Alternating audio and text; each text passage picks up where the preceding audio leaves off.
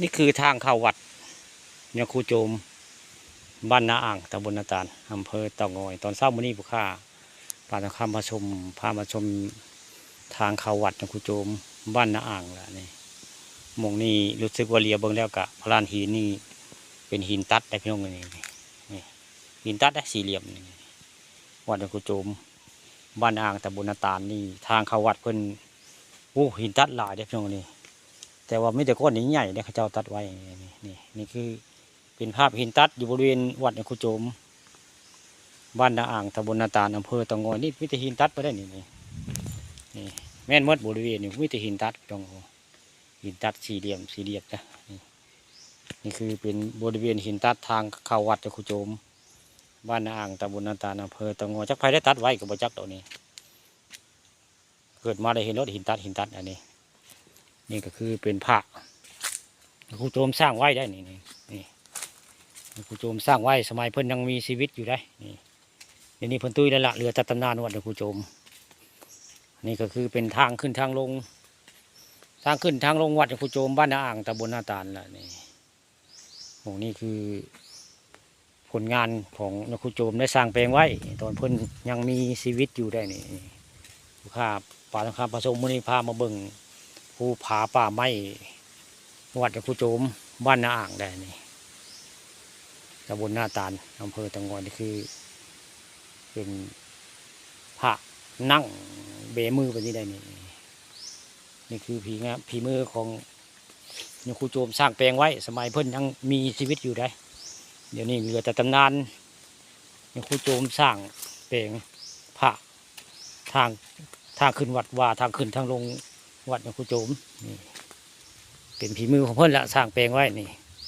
โมเมนต์ภายได้ผู้สร้างผู้แปลงคือยาคูโจมนักเทศเล่ในตำนานได้นี่ผู้ข่าปาฐคำมาชมวันนี้พามาชมทางขึ้นทางลงวัดยาคูโจมนักเทศเล่ในตำนานได้เพิ่นละเป็นผู้สร้างรูปพระยืนพระอันเบรกนั้นของผมเบรกอย่างบึงเบรกกดอยู่ได้นี่นะคือเป็นภาพทางขึ้นทางลงวัดยาคูโจมมาได้อ่างอันนี้ข้าปาคำมาชมวันนี้พาเพื่อนผู้ตามมาเบิ่งทางขึ้นทางลงวัดยาคูโจมบ้านนาอ่างตำบลนาตาลอำเภอเต่างอยนะเป็นป่าต้นไม้ร่มรื่นพี่น้องใต้ลงไปก็เป็นอ่างเก็บน้ำได้อ่างมักขี้ใหญ่ไว้ไงอ่างเก็บน้ำบ้านนาตาลแกเม่นแต่วัดนี้วัดยาคูโจมบ้านอ่างได้วัดนี่เป็นทางขึ้นทางลงนี่บริเวณนี้กับโพเพิ่นลายได้เพิ่นสั่ง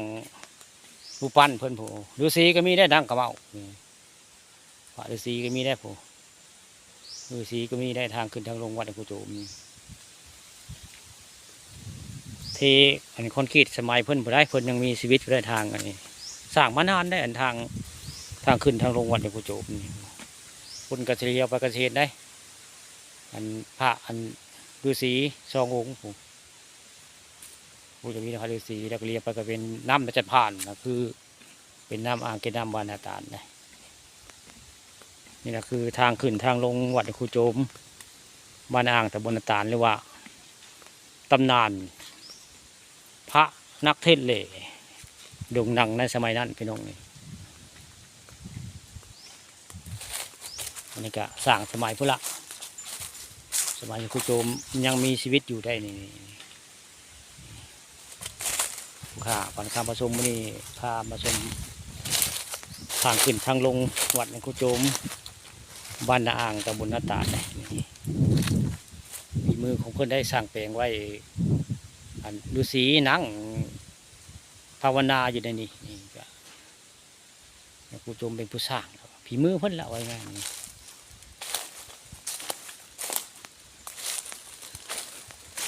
นี่เป็นหินตัดได้พี่น้องหินตัดหนึ่งก้อนนี่สี่เหลี่ยมหินตัดได้นี่พี่กับแม่ในหินตัดสองก้อนกับแม่หินตัดนี่ทางขึ้นวัดยาคูโจมมีหินตัดหลายก้อนได้พี่น้องเอ้ยโมเมนต์มีแต่บันม่วงได้นี่วุ้ยหลายเทียนนี่หินตัดหลายได้เทียนนี่หลายหินตัดนี่อันนี้ก็เป็นรูปปั้น เบิ่งแล้วคือพญานาคคือคนว่าไงเนี่ยหัวเป็นพญานาคได้กระโตเป็นคนนี่นี่กระเม็ดนี่หินตัดนี่มองนี่เป็นหูลงไปได้นี่เบิ่งแล้วเป็นหูเป็นถ้ำเบิ่งนะโอ้เป็นถ้ำได้พี่น้องนี่นี่เป็นหูเป็นถ้ำลงไปได้นี่โอ้มองนี่เป็นทางเข้าถ้ำได้นี่เบิ่งแล้วนี่ทางขึ้นวัดในครูโจมมองนี่คาดว่าเป็นทางเข้าถ้ำเลยแล้วนี่ลงกระโตคนเข้าไปหักลูกค้าจะบุกเข้าไปย่านเหมือนกันนี่ก็เป็นทางเข้าถ้ำได้เบิ่งแล้วนี่วัดในครูโจมบ้านอ่างตำบลนาตาลนี่มีทางเข้าถ้ำตรงนี้นี่ก็คือเป็นพระฤาษีเพิ่นสร้างเพิ่นเปลงไว้ทางขึ้นวัดในครูโจมนี่ก็แม่นได้เพิ่นสร้างฝีมืออยู่ครูโจมอันนี้ก็แม่นสร้างตอนสมัยครูโจมยังมีชีวิตไว้นี่ก็แม่นได้นี่วันนี้บุคคาปานคำมาชมพามาเบิ่งพระพุทธรูปหรือว่ารูปปั้นทางขึ้นวัดในครูโจมบรรยากาศทางขึ้นเพิ่นละมองนี่พาปานคำมาชมวันนี้พามาชมทางขึ้นทางลงวัดในครูโจมบ้านนาอ่างตำบลนาตาลอำเภอเต่างอย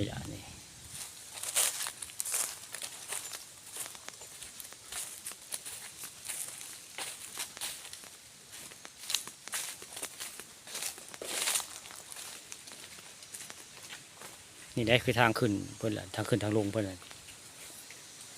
นั่นก็จะมีรูปปั้นแล้วพอรูปปั้น